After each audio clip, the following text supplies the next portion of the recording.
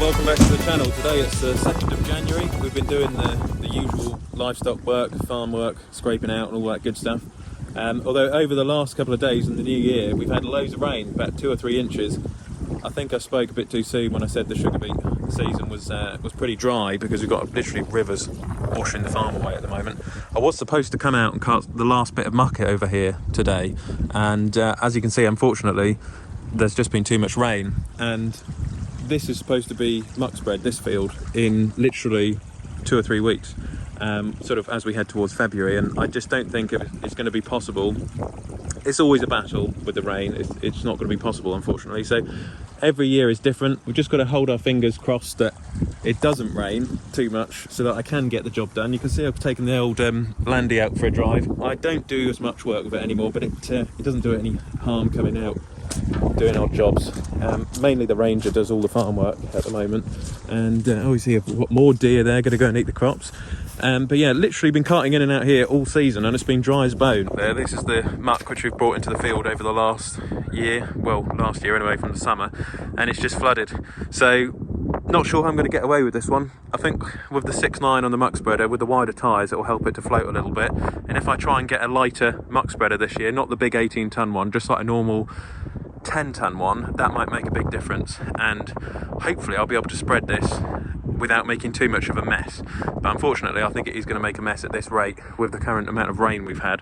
So it just depends really whether it dries out enough in time. Further down we've got some sheep on this field. They're grazing the turnips, and I've got these bales to bring in which I have left out for far too long. Unfortunately this field yielded not many bales. Bit of a poor yield, unfortunately, due to the well, I think it was due to the seed rate on the barley. We'll try and change it next year and improve it. I used the a slightly cheaper net wrap on this one, which didn't cover edge to edge, which I was a bit disappointed about because I do like the Tama wrap. But yeah, I did end up using this cheap one. It's done the job. I'll have to come along and pick these up with the probably with the 6R or with the Manitou at some point, because they've got to come indoors. I've also, speaking of the baler, that's got to be serviced. It's had some oil in it, it's been oiled up, it needs greasing, and then it will be ready for next season, which really will be about May time. I was going to sort this soil out here today, but it's just turned into a bog.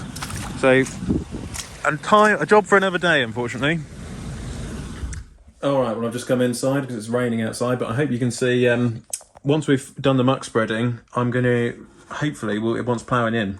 And I've been looking on these websites online for some ploughs. There's actually quite a few coming up for sale now, because a lot of farmers are getting rid of their ploughs because of the min-till job which is going on at the moment. So a lot of people are getting into like minimum tillage systems where they sell the plough, they invest in a specialist drill, and it's supposed to be, you know, better for the environment and all the rest of it. So there's quite a few people getting rid of ploughs at the moment, which means if you're after a plough, you can get some quite good deals if you're a farmer on the market looking for one.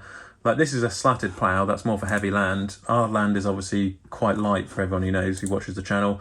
This is one which is really nice. I've had my eye on it. It's a Dowdeswell MA140, which is 5 furrow. It's got really nice boards, it's in good condition, and this is one I've had an eye on for a little while. It does look really, really nice. So yeah, leave a comment in the comment section. But one of these could go on one of the tractors. Like I say, you know, a lot of people are going away from ploughing, but I do think it's a good thing, and it buries the organic matter, incorporates it into the land, and it would be really good to go on either the 6.930 or the 6R, so it would work quite well, and especially with the muck, because you can cultivate muck. However, over the last sort of 20 years on the farm, I've found that when a good plough does its job properly, ploughs in after muck, you just can't beat it. So there's that for sale, which we've got our eye on at the moment. This one's up in Lincolnshire, I believe. Lincolnshire Farm, so that's a lovely clean plough, that. That would be much better than, for example, something which was being completely wrecked, maybe from another part of the country. So it does look nice, one to keep an eye on. And then there was this, which someone had sent me, which is a little John Deere 6430, which has come up for sale with 50 kilometres an hour. It's really nice. It's done. It's actually done 8,000 hours, so it has done a few hours, but it does look quite nice, and of course quite rare to have the 50 kilometre an hour gearbox on it.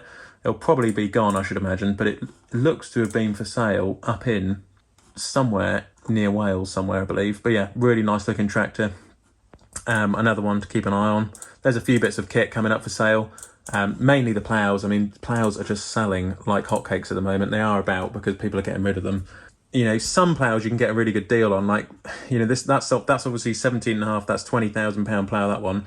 But this one here is only £2,500. But yes, it's cheaper. It has, the boards are all starting to go on it, probably wear out. So then you got to look at the price of the boards. How much is it going to cost to repair, etc., etc. So I'm trying to work out how much it would cost for a reasonable plough and set a budget for it, if that makes sense, rather than, you know, getting carried away. Obviously, you know, you want something which is going to be fairly reliable and not cause too many issues. And the other thing is 4-furrow plough or a 5-furrow. You know, for our small farm, just a 4-furrow would do. Trevor did say that to me the other day, actually. I did see him just before Christmas. Thanks for everyone who's asking about Trevor at the moment. He is well, and you'll see him on the channel soon. He's been giving me some advice on the plough, which one to look at and maybe invest in. But, you know, 4-furrow will do the job. You don't need anything too crazy. And it has been something which we've been after for a while. So I will need it when the land dries up. And another thing as well is Happy New Year. I forgot to say that. I hope you had a good New Year's Eve, and it's of course 2024 now. Outside on the farm, it's Storm Henk, and I've been keeping an eye on the updates. It's about 100-mile-per-hour winds, and as you would have seen just on the way down with the Land Rover, the wind really started to pick up and is just absolutely chucking it down now. And something else as well I just wanted to talk about was the MLA I was able to try a couple of weeks back on the Manitou Roadshow at Attleborough, and these were really cool. I was so lucky to get to sit in one because the new one is a slightly different design boom, and the visibility was really good on it.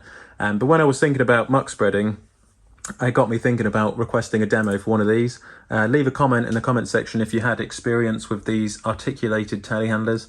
I only drove it around the airfield very briefly with a set of pallet tines and a bucket, but I did think, oh, this is actually a really cool telehandler, and I'd love to have a go with it in person on the farm, moving bales or muck spreading or something like that. Just because the visibility, the manoeuvrability was quite good actually, considering how big they are. But because they bend in the middle, your visibility and your manoeuvrability is actually really good around tight sheds. So I'm going to have a look at one of these in the new year. There's also an electric telehandler coming out for anyone who's interested in electric technology, whether it's cars or tractors or telehandlers. I don't really think there's many electric tractors at the moment, but they are certainly trying to get the electric telehandlers out. So we're going to be seeing them in the next new year. I think you have to sort of charge it up in your farmyard and then you get a certain amount of runtime. Personally, for what we've been doing, you really want, you know, diesel if you're doing long sort of, you know, 14, 15-hour days in harvest. However, I suppose everything's going electric these days because of the way everything's been going. But yeah, leave a comment in the comment section. Got some nice attachments here for farm equipment. But yeah, they are really cool, they are. So I'm going to have a look at one of those. Also, try and get the plough sorted. Got the storm at the moment. Hopefully the sheds hold up and they don't knock down. But yeah, we'll try and keep an eye out for the plough. Leave a comment about the plough, the little 430, which was quite cool as well, and the MLA, and I'll wait for the storm to go over. Make sure the animal's all right, everything's okay. Fingers crossed, and I'll catch you on the next one. Thanks for watching. Click here to subscribe to the channel, and click here to watch another Olly's Farm video.